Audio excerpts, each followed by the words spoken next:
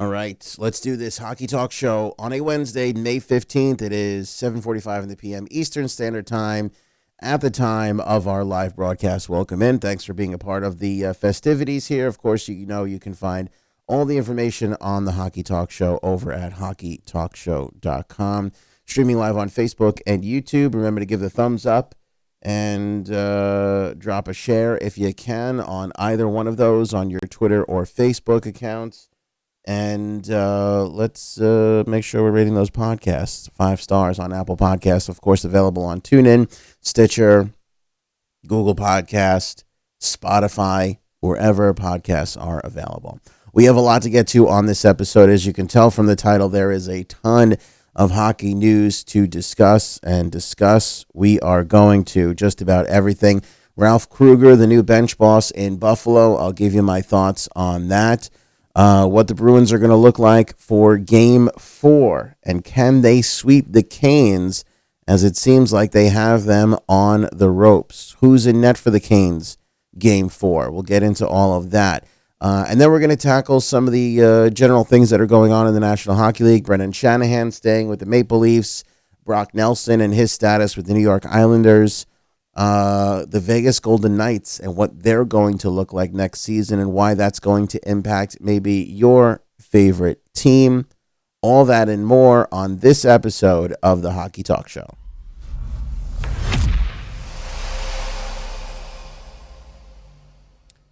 All right, forgive me, I sound a little crummy here, still dealing with some allergy issues. Haven't been able to get rid of that. If you're on the Facebook or the YouTube, throw a like in there. Let me see some comments. Want to hear from you guys. I feel like I've been ignoring the comment section the last couple shows, so I want to rectify that. And if you have questions on anything, please let me know. I'm excited to talk hockey. This is a great time of year to talk hockey. There's a lot of stuff going on. Ralph Krueger in as the Buffalo Sabres head coach. Not surprised. Elliot Friedman actually had this a couple of days ago.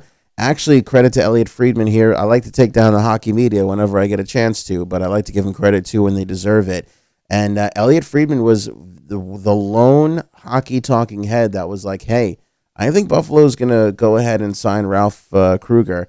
And nobody else had that. And sure enough, Ralph Krueger is the bench boss. It's an interesting hire for a couple of reasons. One, that the last few years, he's actually been working in soccer. So a lot of the haters and the dumb Twitter people are going to use that against him. But I actually think that that's a good thing because it's very rare in sports these days that you have a multi-sport front office executive. Usually you're in one sport. That's it. That's your sport.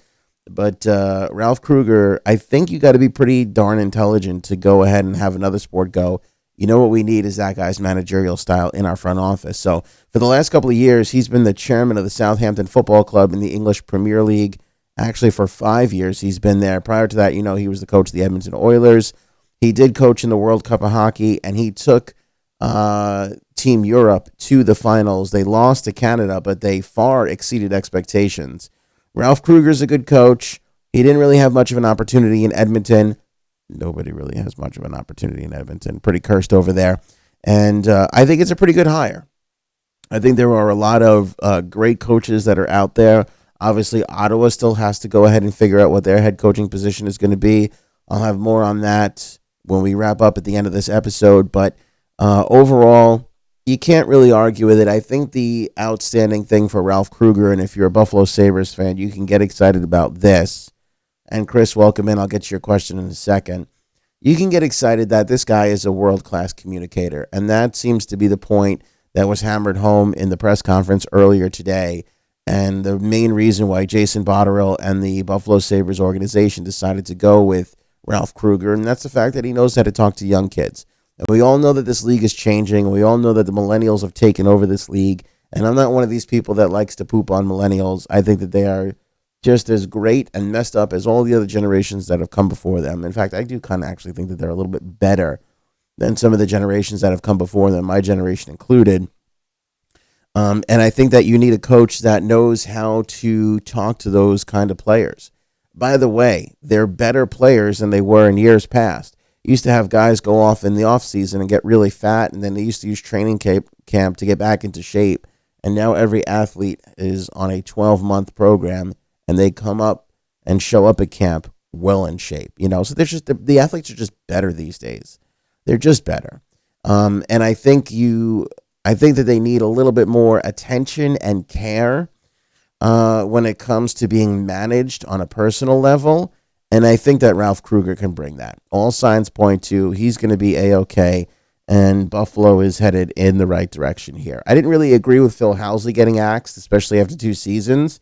But, of course, he got the kiss of death. He got the ownership and the general manager to go in and say, Phil's our guy. He's going to be there. As soon as the coach gets a vote of confidence, it's like when Vito Corleone or when Michael Corleone kissed his brother. It's the kiss of death. It's the absolute kiss of death. And so Housley's out. Krueger's in. Let's see what he can do to handle this Buffalo Sabres roster. Obviously, you got Rasmus Dahlin there, and you got Jack Eichel, who you're going to be building around. I like the Buffalo Sabres a lot in a big way. I like their roster, but I think that they have a ton of question marks all throughout this lineup, and that's going to be the issue that Krueger needs to figure out. What can he get out of Middlestat?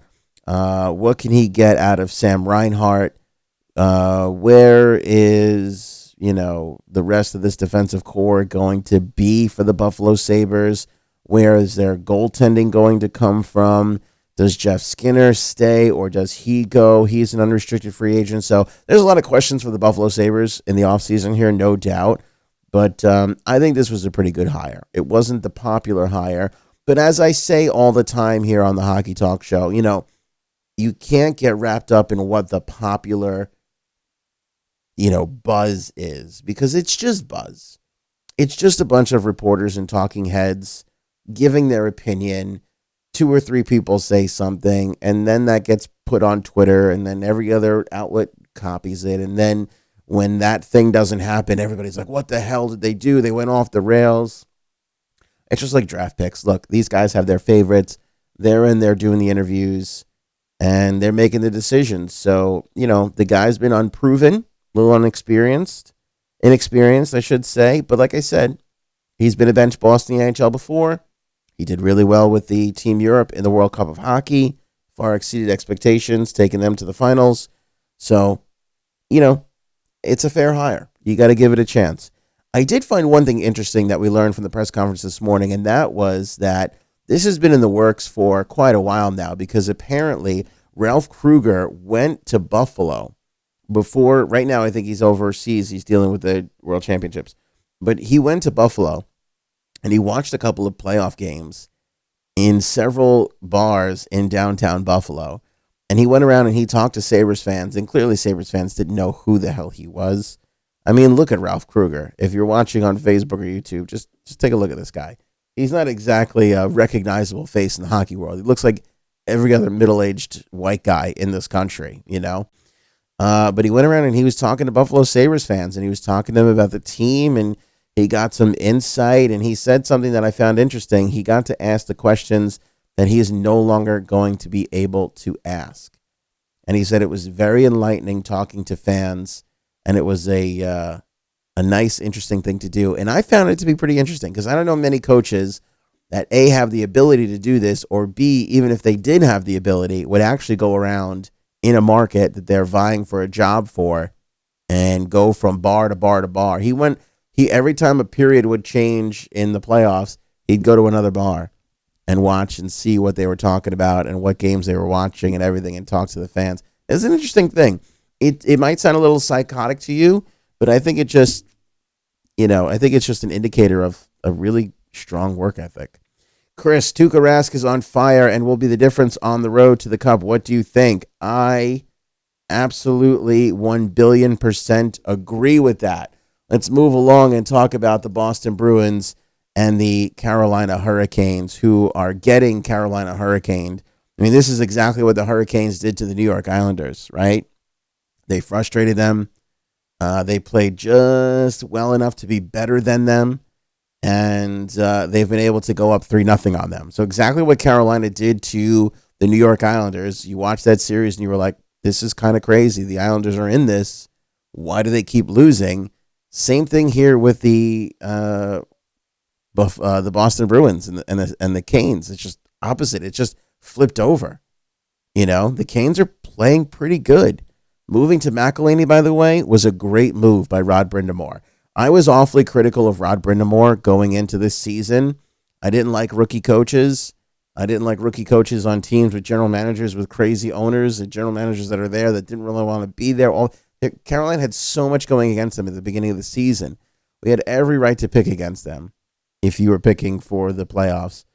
But they've been good. And I got to be honest with you, Rod Brind'Amour has pushed the right buttons here in the playoffs. And going to Curtis McElhinney, much like in the Islanders series where the rumor was Barry Trotz going to go to Thomas Greiss, who had played well against the Canes during the season in Game 3, and he wound up putting him in later on in the game when it was already out of reach. Rod Brind'Amour wasn't as shy as Trotz here. He pulled the trigger early. He goes with Curtis McElhinney, and it was a great move. Now, they still lost the game, but that was a close game, and I thought McElhinney played really, really well. But to Chris's point, it's Tuukka Rask's series. The reason why it's 3-0. Tuukka Rask and that bottom six for the Boston Bruins are playing really, really well, which there's some news there, and that is that Chris Wagner, who had a goal in Game 3, will not play in Game 4. He has an undisclosed lower body injury that he sustained on Tuesday night at PNC Arena. Apparently, he blocked a slap shot from Justin Falk. I didn't see that part, but Chris Wagner not going to be in the lineup for the Boston Bruins moving forward. It'll be Akari who will slot in, and that is, again, just another great weapon for the Boston Bruins. They have a really strong bottom six that's playing extremely well, and depth. So if you lose a Chris Wagner, no biggie. Akari was playing really well early on in the playoffs, and so he'll slot back in. It's something that is invaluable in the playoffs, is getting that scoring depth there. So good for the Boston Bruins. Chris, I agree with you wholeheartedly. Tuukka is playing out of his mind. And again, this is the frustrating thing. We saw this with ask any Islander fan.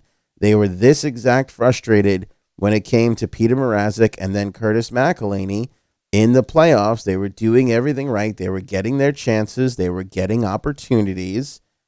And they just could not make it work whatsoever. And now it's the Boston Bruins and Tuukka Rask that is doing that to the Carolina Hurricanes. So it'll be interesting to see how this series plays out here. Although all the rumors suggest that it will be, I got my pictures wrong, Curtis McElhinney that will be back in net for Game 4. He's the probable starter. That's the speculation. Rod Brind'Amour says, will he play again Game 4? Probably. There's a pretty good chance he'll be the goaltender, but you never know. We are going to need him to play good like that because, again, they get their chances. And they are really getting their chances. But I thought McElhinney was good. I thought he was really, really good. Obviously, whatever Mrazek suffered injury-wise in the Islanders series is still kind of nagging him. Whether it's injury or not, or the fact that he just hasn't been able to get comfortable again, I'm not really sure. But whatever it is, it's clearly got Mrazek not playing as sharp as he was in rounds 1 and 2. Now, I still won't count the Carolina Hurricanes out. I wouldn't be surprised if they can push this to Game 5, but I also think that there's no way in hell they're getting past the Boston Bruins. Boston just looks too damn good. Chris, 98.5 in Boston showed a picture of Wagner. 98.5, I forget what they're called, the Score or something. They do a pretty good job. They do a pretty good job up there in Boston. I don't get to listen to them all that often, but I do see the occasional clip. Are they? I can't remember the name of their show there. That's big, but they do a good job covering things. Something with an R or something. I don't know. 98.5 showed Wagner with his arm in a sling today. That's not good. Wagner, I thought, played a great game. Again, Wagner, Corrali, Backus, that bottom mid-6 on Boston is lethal. And Bergeron's line hasn't been great, but they've been good. I shouldn't say they haven't been great. They haven't been on the score sheet, but they've been good enough where they're getting everything else right. They're not letting in goals. They're doing well. Bergeron's playing a great defensive game. Again, you want your scorers to score, but if they're not going to score, the least they can do is play well defensively. And the bottom and middle six on the Boston Bruins are just getting it done. They are just getting it done. They're out chancing the Canes, and they're finishing their chances, which is the most important thing in the world. And kudos to Boston because they had a couple of close calls in that game, and they had a couple of instances where the crowd in Carolina could take over, but they never let it bother them. Buffalo stayed focused the whole way through, even with a couple of great saves from McElhinney, even with that goalie interference call where they scored, but it was called goalie interference and the goal came back. Which again, that call it was a toss up to me. I could have seen them allowing that because McElhinney was out of his crease, and I could totally see them sticking with their original call for it to be goalie interference. It was really a coin toss. And even the whistle play where they didn't get the goal there, they didn't let any of that stuff distract them. They didn't let any of it distract them. And Boston is just cruising here. And I think, it's a foregone conclusion now, up 3-0 again. Could they drop game 4? Yeah. Will they? I don't think so. And even if they do, they'll win it in 5. But I think Boston is, they're doing all the right things. And again, Tuukka is the key. To go back to Chris's original point, Tuukka Rask made some off-the-wall, downright amazing, amazing saves in this game to carry the Bruins past the Carolina Hurricanes. You got to admit, it's been some exciting hockey, man. I mean, it's been some really, really great, exciting hockey so far here in this offseason. And, look, everybody, including myself, counted the Bruins out because I figured they would be ousted by Tampa Bay. But once Tampa got out there, and again, not to be a front runner on the favorites, but this really sort of became Boston's playoff to lose. This became that was their thing. It kind of went from who's going to beat the Tampa Bay Lightning to who's going to beat the Boston Bruins. And as we've seen here, it's not going to be the Carolina Hurricanes because they have been frustrated in this series. And, look, rightfully so. Boston has done everything right to the Canes. And for the Canes fans, look, it was a really good run. You can't really complain too much about your off season. It's been a really, really good run. The Pig's done well for you, Canes fans. The Pig's done well. But as we've seen from the Hockey Talk Show Facebook page and Twitter pages, hope you guys are following. Links at hockeytalkshow.com. The Boston Bruins got a plane from JetBlue. Plane trumps pig any day of the week. Everybody knows that, no matter who you ask. Let's talk Maple Leafs really quick here as Brendan Shanahan gets a 6-year contract extension from his bosses, even though they've had another first-round exit in the playoffs. Shanahan will continue to build this franchise with Kyle Dubas, and I like this signing in a big way. I like Brendan Shanahan. I think he's done all the right moves. If I had to pick on one thing, I would have left Lou Lamoriello in the general manager's seat for one more year. I would have gave him 4 years, and I would have just convinced Kyle Dubas, look, I know you have other opportunities. I know you can go to Colorado. Give me one more year, damn it, and then I'll turn it over to you. But I need that 1 year. I don't know if Lou would have signed John Tavares, and I think he would have handled the William Nylander situation a hell of a lot better.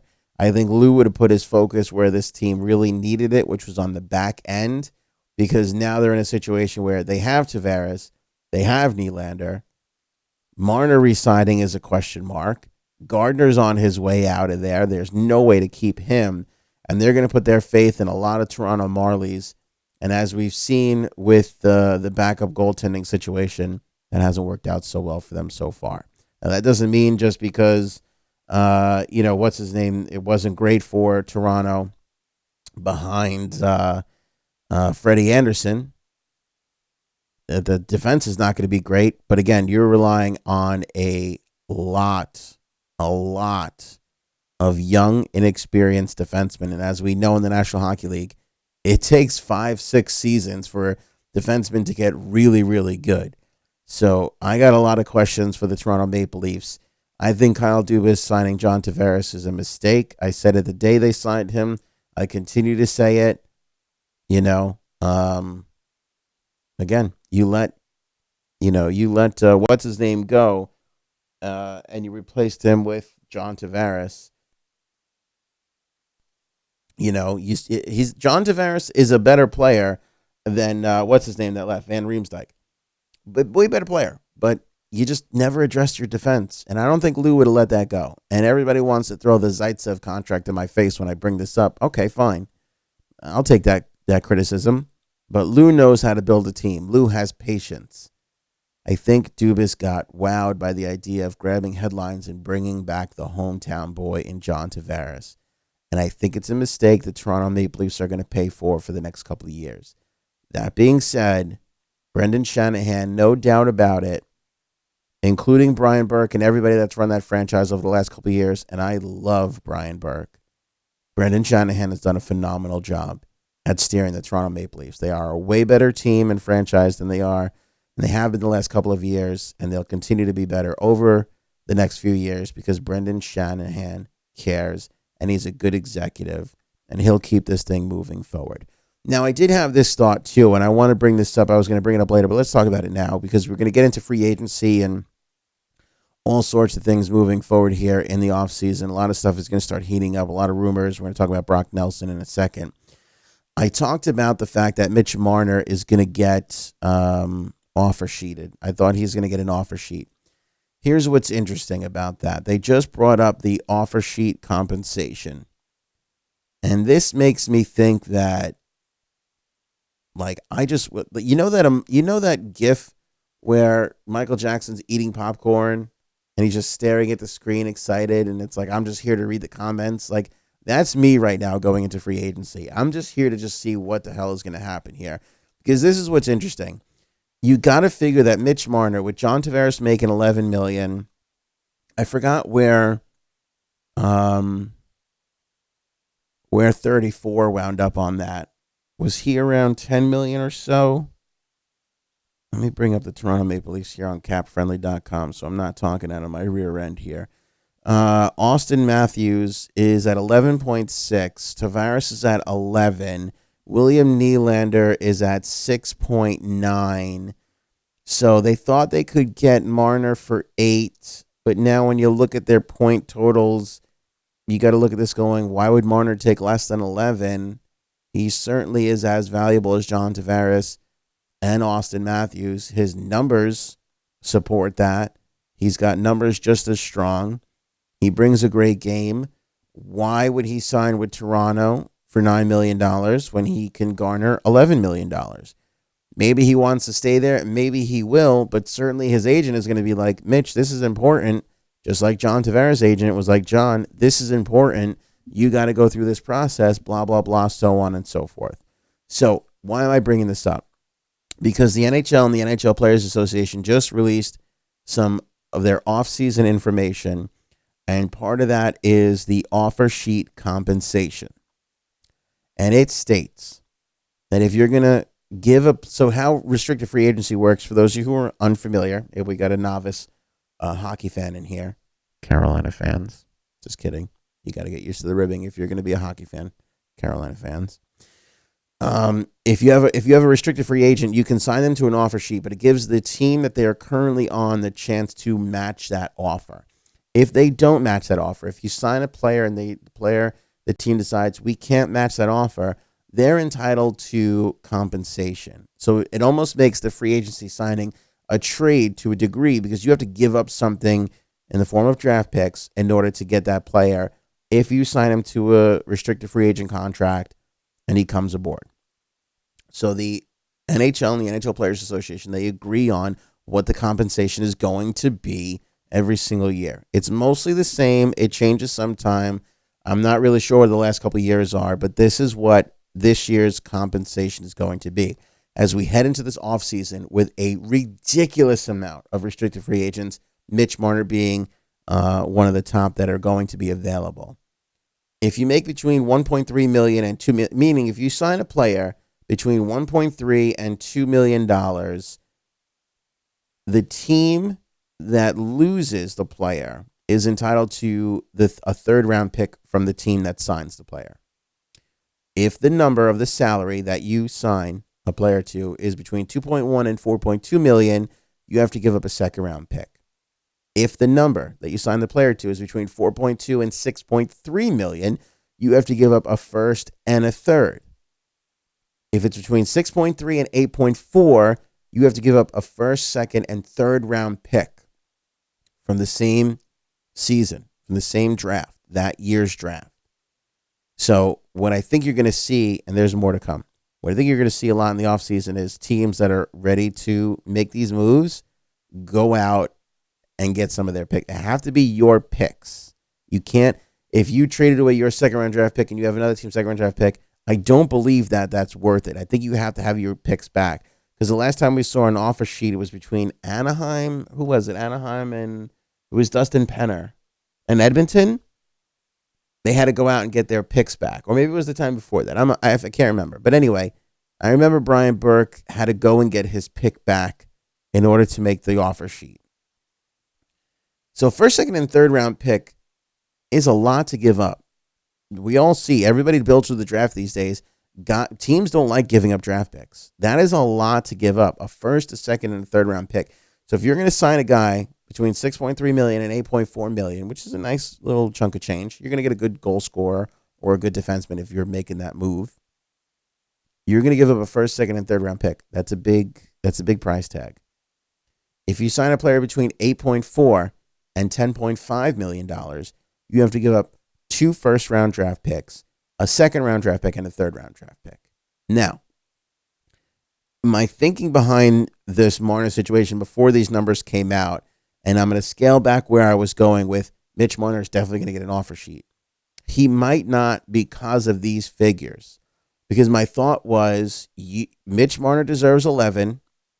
Toronto needs to figure out a way to not give him 11 and keep him. There are going to be plenty other teams. The Islanders, the Columbus Blue Jackets are going to be major players this offseason because they're going to have a lot of money to throw around. You're going to have one of these teams going, oh, Mitch Marner, no problem. I'll give you $11 million, but hold the phone.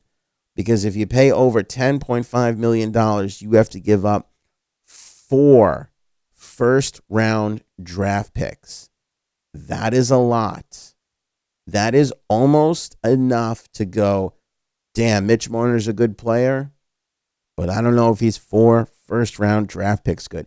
You're talking about taking your franchise out of the first round for 4 consecutive seasons.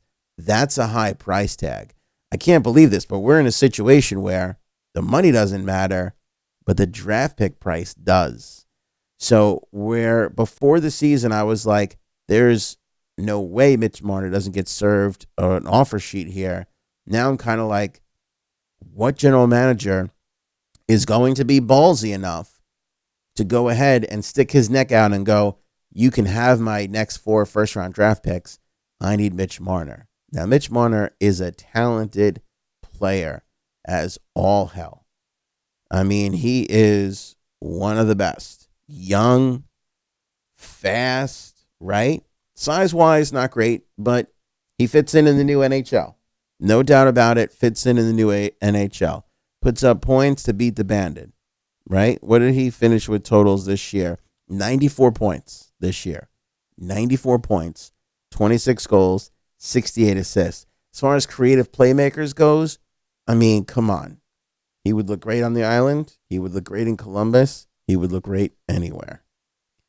But 4 first-round draft picks? I'm not saying he's not worth it. I'm just saying the current mood of the National Hockey League is we're going to build to the draft. We're going to get our 1, 2, 3, 4 top players. 5, we're going to pay them a lot of money in the 6, 7, 8, 10, $12 million range. And then everybody else, we're going to pay very, very little. Keep young, keep drafting, and keep replenishing, right? This has been the system. This has been it in the National Hockey League last couple of years. Excuse me, right? From Pittsburgh, who kind of started it. Chicago followed suit. We're just seeing it all over the place. Get our 3, 4 5 stars, our core, if you will. Pay the hell out of them. Figure out everybody else in between. Try and find those diamonds in the rough, those 6th round draft picks that could be good for you. That's been the move.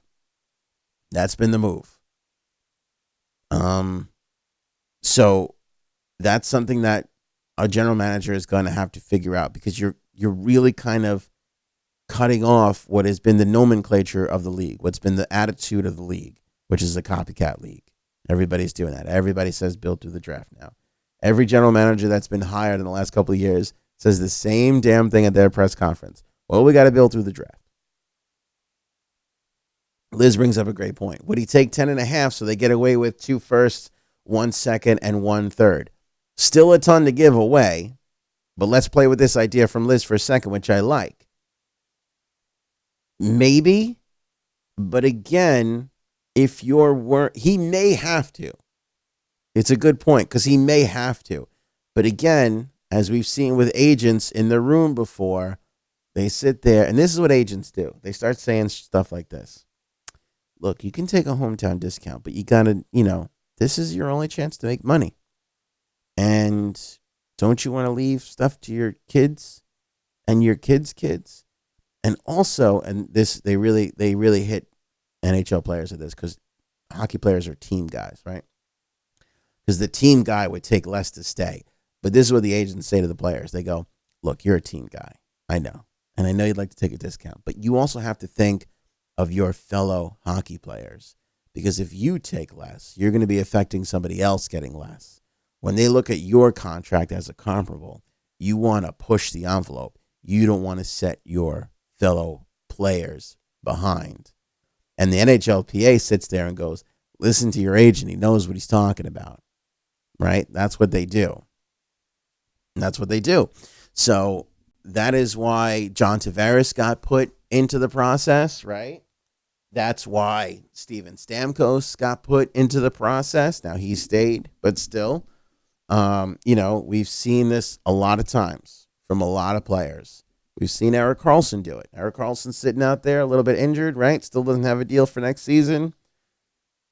Drew Doughty went ahead and signed that contract extension as quick as he could. So everybody handles it a little bit differently, but it's something to consider. Or they can play with the deal so that they pay $8 the first year and then more the following years. I think this compensation still matters on AAV, which it doesn't really matter what you wind up structuring contract-wise.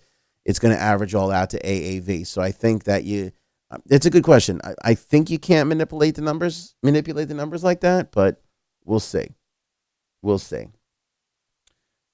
Casey Mason, what about former first-round draft picks? I'll tell you what, I'll give up 4 Alexander Dags any day for Mitch Marner. That's for damn sure. There's a weird thing about the draft pick. It's not as valuable as a Mitch Marner on the surface, right? It's just not. Like, bringing 94 points to your team, how friggin' great is that? Who wouldn't do that?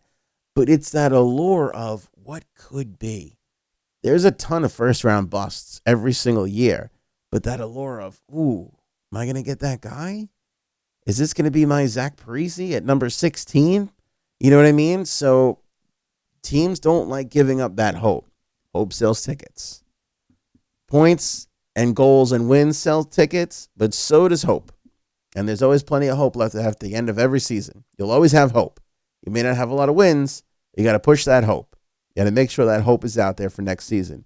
And first-round draft picks do that. So it's an interesting scenario where you want to offer Marner more than what the Toronto Maple Leafs can counter with. Because if you offer him 10, why would he sign that? He can probably get 10 from Toronto. He'll just stay. So it's got to be more money or something more valuable to him. Maybe a better chance of winning. Maybe a team with defense. I don't know. But whatever it is, it's got to be more valuable to him to want to leave. But it has to be enough that Toronto can't match it. Because if Toronto can match it, it doesn't really matter if it's appealing to Mitch. And that's the pain when it comes to these RFA contracts. You can just keep the guy. You can keep the guy.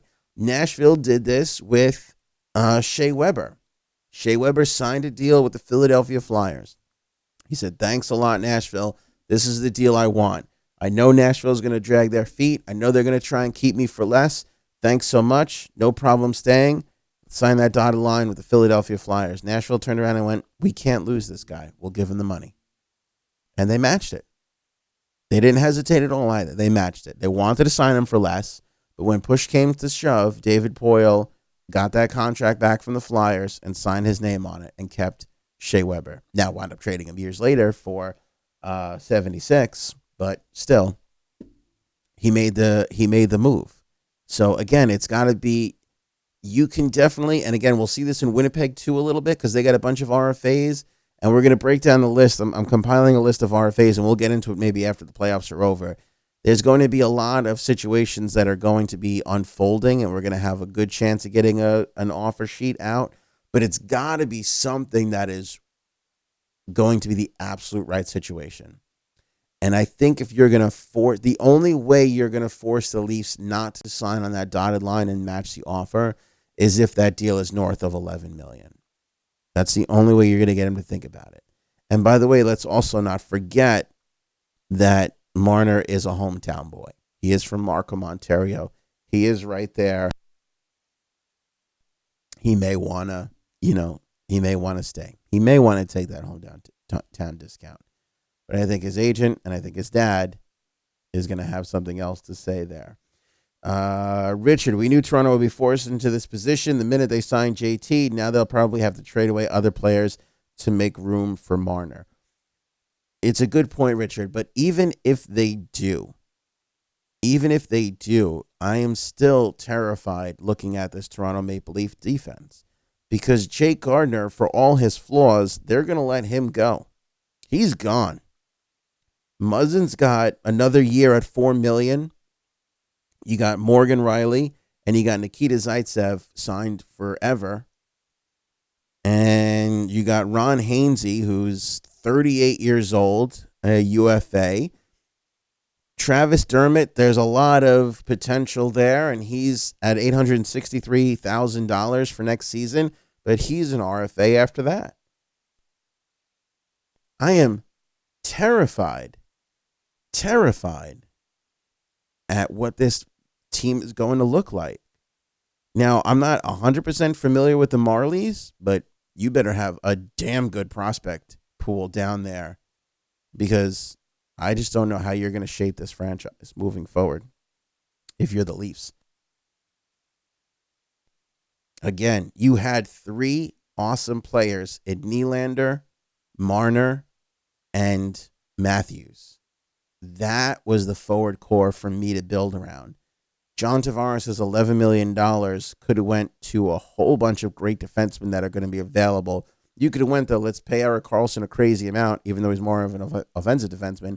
Or you could have said, let's take that $11 million and split it between two $6, $7 million players and put that money there and really shore up your defensive core. It's a big misstep by Dubas, I feel. And it's kind of weird to say that because I do still think that the Shanahan extension was warranted. Okay, let's finish things up here as we roll through. I don't want to take up too much of the hockey time that is going on right now because it is 8:23 in the East at the time of our broadcast here. And I know that St. Louis and San Jose are underway. Still nothing, by the way. That's a good series too, isn't it? I still like San Jose for that series, but boy, do I think that that's going to be a 7-game series that San Jose barely comes out of. Mike Pellegrini's $10.5 million for 6 years. He's definitely going to get an 8-year deal, that's for sure. I have to look and see if you can sign an RFA to an 8-year deal because a UFA you can only offer 7. That was also part of the collective bargaining agreement this time around to give teams a chance to keep their big free agents.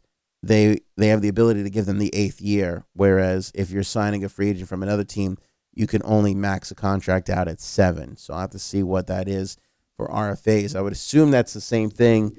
Again, another advantage for Toronto there to give him an extra year. But, I mean, I almost feel like it's just a nightmare scenario. I feel like if you sign him, you got to immediately put William Nylander on the market. Even though I think Nylander is going to have a bounce back year, I don't know. I see a lot of trouble there, the way that whole thing is structured, and I don't really care for it all that much. All right, let's get to Brock Nelson and some of the other news around the league here. I want to touch on a couple things. We talked about Ralph Krueger coming in for Buffalo, and Ottawa's list now for hiring a new head coach includes Rick Bowness, who was a bench boss at one time and a very, very well-liked assistant coach.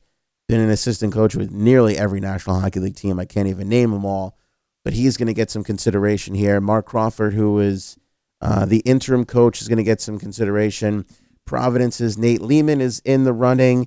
Troy Mann, who is with the AHL Belleville team, and Toronto's assistant DJ Smith, also right now the front runners to take over, let alone the big favorites out there that are available: Dave Tippett, Todd Nelson, and Dallas Eakins, who I don't think would lower themselves to go to the Ottawa Senators. So those are some of the big coaching candidates that are still available. Steven, what about the Clutterbuck back injury? I don't know. Don't know anything about it yet. Haven't heard anything about it yet. I obviously think he'll be better for next season, although as we saw with, what's his name in Anaheim, Ryan Kessler, he's going to be out the whole next season. I feel like that's it for Kessler. I feel like this is the long-term injury thing that will take a player out. Could be wrong, but that could be the end of Kessler as we see it. Let's talk about Vegas and getting them under the cap. And I want to mention, Islander fans, hang with me. We're going to talk about Brock Nelson in a second. Vegas.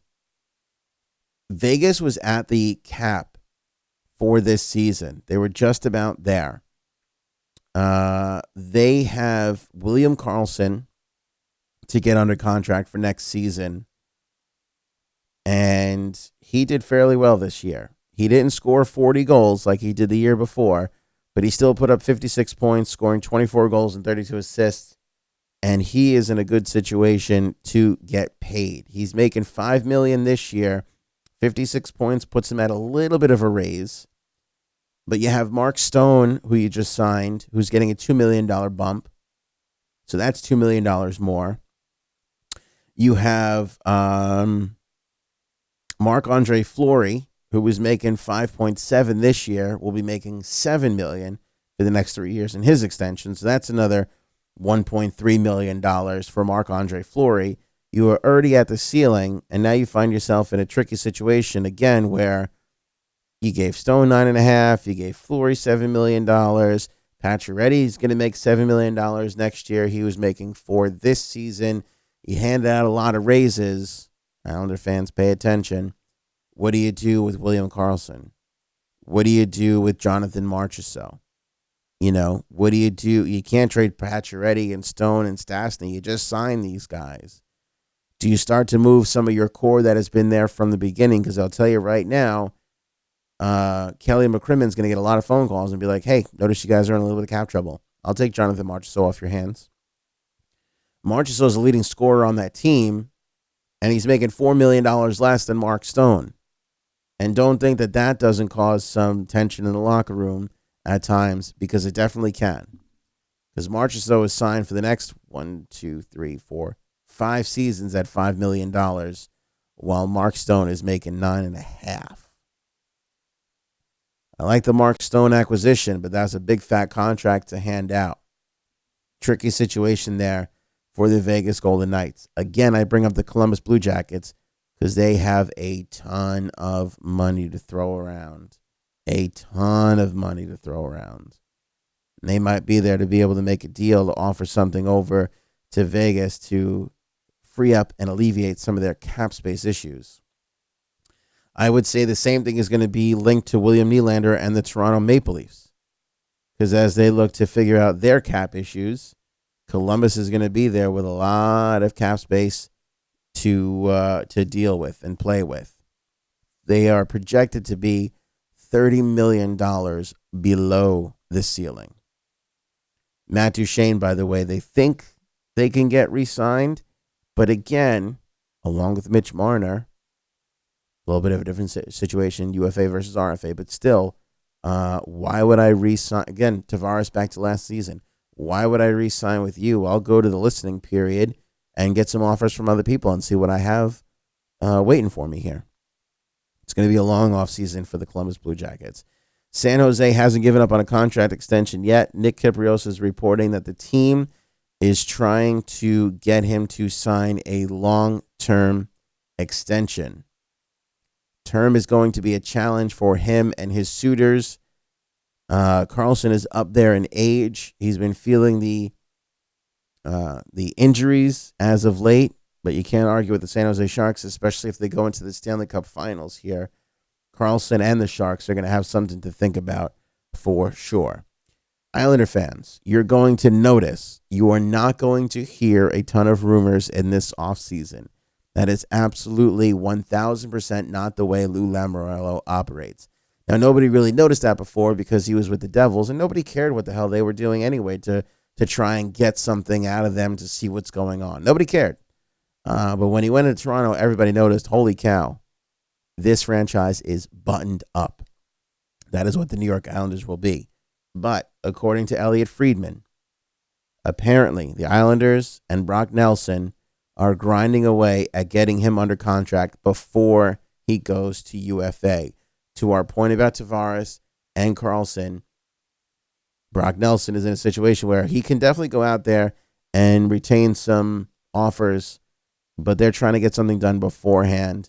Isles have to pay a bit more to get that done, to make that happen. But according to Elliot Friedman, it is something that they are trying to get done. I don't know Elliot Friedman to make things up a lot. Not that he hasn't in the past, but I'm just saying, if this leak came from anywhere, it came from Brock Nelson's agent, not Lou Lamoriello. That is not the way Lou Lamoriello operates. So I think it's kind of interesting that Brock Nelson's agent is floating that out there. Brock Nelson, hell of a good player. Hell of a good player. Would love to see him back on the roster. I think he's a great second line center for the Islanders. Obviously, he played up a little bit more than that. But if Barzal is going to be your number one guy, it'll nice to have Brock Nelson's 25 goals and 53 points right behind him. I think it's a solid move. He'll be affordable. You should get him around that $6 million, thing. But as we were looking at with the Vegas Golden Knights, you're going to give away a lot of little incremental raises to people, and you're going to find yourself in a crunch where you're like, holy cow, we are up against the cap ceiling here. It's going to be an issue. Let's see. The general managers in the National Hockey League, in reacting to Ken Holland's $5 million a year contract with Edmonton, one general manager that will remain anonymous said, quote, I can't wait to argue with my owner that I am 50% as good as he is. Mike Babcock and Kenny Holland, the Detroit Red Wings, have screwed up the National Hockey League front office system. Because prior to this, general managers and head coaches were paid pretty well, but not as well as these two guys are getting paid. Babcock leaves Detroit, goes to Toronto, gets paid. Ken Holland leaves Detroit, goes to Edmonton, and gets paid. I don't know if there's any general manager making $5 million a year, but there is now. And as we've seen and just talked about with William Nylander and Mitch Marner, agents, people, they're going to look around and go, well, I'm winning just as much as Ken Holland is, and he's making $5 million. Why am I not making $3 million? Why am I not making $2.5 million? Those conversations are going to start happening in the front offices across the National Hockey League. You can guarantee that. I'm coming up to my last point here, so if you have any questions, shoot them in the chat right now as we are about to wrap up. Remember to hit the thumbs up on the video if you're watching on Facebook or YouTube. And, of course, if you have time, when we upload the podcast version of the show, you can go back and listen to anything that you missed via podcast. Of course, you can watch the replays, but I always encourage you guys to go to the podcast because that is our number one source for revenue right now on the Hockey Talk Show. The compensation numbers we went over in the RFAs, a couple of dates to note. The interview period where restricted free agents can talk to other teams will begin on June 23rd at midnight, and that will go until, let me see here, 3 days later. No, I'm sorry. It will start June 23rd, and it will go to July 1st. Restricted free agents, so the Mitch Marner contract, on June 26th, you can start talking with Mitch Marner. So RFAs will have an opportunity to reach out and see, well, what can you, now they can't really talk specifics, but you can sort of get a feel for what you're in for. So, your Brock Nelsons, your Mitch Marners, he's obviously going to be one of the big guys to look forward to. Winnipeg obviously has a couple of issues in that respect as well. You're going to see things really, really start to heat up. If I'm a general manager, I'm trying to get my RFAs done as quick as physically possible. And my guess is that obviously some of them are working on that now, and you may not see those announcements over the next couple of days. Some of them might already be done, but they'll just hold back announcements until the Stanley Cup playoffs are over. But you're going to see, if by the time June 21st, June 23rd, June 26th, when that period opens up, guys aren't under contract, you're going to see a lot of people freaking out. Patrick Laine in Winnipeg, Kyle Connor in Winnipeg, they have some things to do there. Jacob Trouba is an RFA. They got a lot of decisions to make over there in Winnipeg. They're going to be another team that a lot of people are going to look forward to pillaging in the RFA style. But again, as we've seen with those compensation numbers, even at that first, second, and third round pick level, that's a lot. That's a lot to give up. You better make sure the guy you're getting is pretty damn good. I think that's going to limit a lot of offer sheets. I still think we're going to see a lot of them. All right, fun show tonight. Thanks, everybody, for the comments on the Facebook and the YouTubes. Again, don't forget to rate and review on Apple Podcasts if that's where you listen. And even if you watch the show and you have 3 minutes to spare, as soon as the podcast goes up, if you're subscribed, you should get a notification on your phone. But as soon as it goes up, make sure you guys listen to it. Even if you listen to the first couple of minutes, even if it's on the lowest volume setting, I could care less. As long as we're getting those spins, we're making some of that revenue that keeps the Hockey Talk Show free for everybody. Matt, great show as always. Enjoy tonight's games. Thank you. You too as well. Rob, Eddie, Liz, the Yeek Gamer, and everybody in the YouTube chat. Lots of fun as always. Enjoy San Jose and St. Louis. And we will talk next time, most likely, about Game 4 between the Canes and the Bruins. Have a good night, everybody.